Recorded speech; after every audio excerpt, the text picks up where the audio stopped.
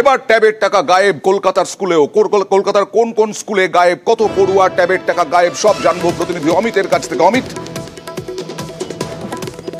30 জন পড়ুয়ার তরফে বা পড়ুয়ার অভিভাবকের তরফে অভিযোগ করা হয় যে তাদের ট্যাবের টাকা তারা পাননি। অন্যদিকে যাদবপুর থানাতে 10 জন পড়ুয়ার তরফে অভিযোগ হয়েছিল এবং ইতিমধ্যে ঠাকুরপুকুর থানা এবং যাদবপুর থানায় ট্যাবের টাকা গায়েব নিয়ে এফআইআর করা হয় এবং সেই মামলার তদন্তভার ইতিমধ্যে কলকাতা পুলিশের গোয়েন্দা দপ্তর নিয়েছে এবং তারা তদন্ত করে দেখছে যে এই টাকা কোথায় গেল, কোন অ্যাকাউন্টে গেল, সমস্ত কিছু কিন্তু কলকাতা পুলিশের গোয়েন্দা বিভাগের তরফে এই মুহূর্তে তদন্ত করা হচ্ছে।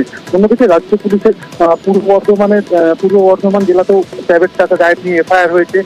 পূর্ব মেদিনীপুরের চণ্ডীপুর থানা দুটি। একেবারে এবার দেখাবো ট্যাবের টাকায় জামতারা গ্যাং। এমনটাই আশঙ্কা প্রকাশ শিক্ষামন্ত্রী ব্রাত্য বসুর। ইতিমধ্যেই পূর্ব মেদিনীপুর, পূর্ব বর্ধমানের কেসে চারজনকে গ্রেফতার করা হয়েছে এবং দেখা যাচ্ছে গুছিয়ে জালিয়াতি করেছে এই দুষ্কৃতীরা।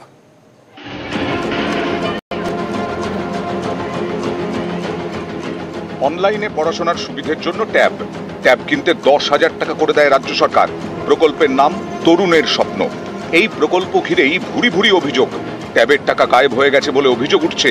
এ নিয়ে এবার পুলিশি অভিযান, গ্রেফতার একাধিক। আমার তো মনে হচ্ছে এটা এক ধরনের রাজ্যের বাইরে যে ধরনের জামতারা গ্যাং, তাদের হাত থাকতে পারে, সেটা উড়িয়ে দেওয়া যায় না। কিন্তু যতক্ষণ না পুলিশ এই ব্যাপারে আমাদের জানাচ্ছেন, আমি নিশ্চিতভাবে বলতে পারি না।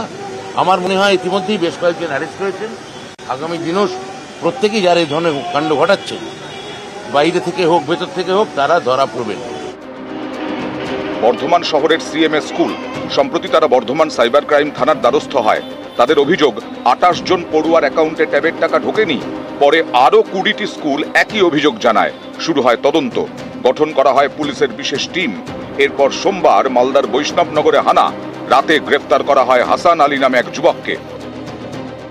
31 অক্টোবরে আমাদের এখানে সিএমএস স্কুল থেকে একটা কমপ্লেন আসে। তো এই অভিযোগের বেসিসে আমরা সাইবার পিএস একটা এফআইআর স্টার্ট করা হয়। 28টার মধ্যে 25টা অ্যাকাউন্টে কিন্তু টাকা হোল্ড করা গেছে। আমরা একজনকে আইডেন্টিফাই করি। কালকে মালদায় আমাদের টিম পাঠানো হয়। তারা রেড করে বৈষ্ণবনগর এলাকা থেকে হাসান আলী বলে একজনকে অ্যারেস্ট করা হয়। একটা সার্টেন ডেটে বাংলার শিক্ষা পোর্টালে সে এন্ট্রি করে সে অ্যাকাউন্ট মডিফাই করেছিল এবং যে মডিফাইড অ্যাকাউন্টে আলটিমেটলি টাকাগুলো ক্রেডিট হয়েছে, যে অ্যাকাউন্টগুলো স্টুডেন্টের নয়। তার সাথে আরো কারা আছে সেগুলো আমরা তদন্ত করে দেখার জন্য তাকে রিমান্ডে নিচ্ছি। ধৃত হাসান আলী বৈষ্ণবনগরের খুতিটোলার বাসিন্দা। সাইবার ক্যাফের ব্যবসা। তার বাড়ি থেকে বেশ কিছু নথি এবং ল্যাপটপ বাজেয়াপ্ত করেছে পুলিশ। আপনার ছেলের নামে অভিযোগ ট্যাব কেলেঙ্কারি যে সরকার থেকে দিচ্ছে, সেটা যুক্ত। এটা আমার ছেলেকে দুশ্মনী করে ফাঁসানো হচ্ছে। আমার ছেলে খুব ভালো ছেলে, আমার ছেলে খারাপ ছেলে না। আমার ছেলেকে দুশ্মনী শয়তানে ফাঁসাইছে এগুলা করে। পূর্ব মেদিনীপুরেও ট্যাবের টাকা গায়েবের অভিযোগ উঠেছে। এ নিয়ে সাইবার ক্রাইম থানায় অভিযোগ জানায় জেলার স্কুল শিক্ষা দপ্তর। এরপরেই পুলিশি অভিযান। উত্তর দিনাজপুরের চোপড়ায় হানা দেয় পুলিশ, 3 জনকে গ্রেফতার করে। শুনছি যে আমার ভাইটাকে উঠায় নিয়ে গেল সাদ্দিক হোসেন। বাড়ির চা বাগান আছে, চা বাগানে গৃহস্থী মানে দেখাশোনা করে, খেতি বাড়ি আছে। ও কি কম্পিউটার চালাতো? চালায়, দোকান করে। আগে কিসের দোকান ছিল? ও কম্পিউটারে। হ্যাঁ, আগে দোকান করছিল, এখন করে না। নিউজ 18 বাংলা।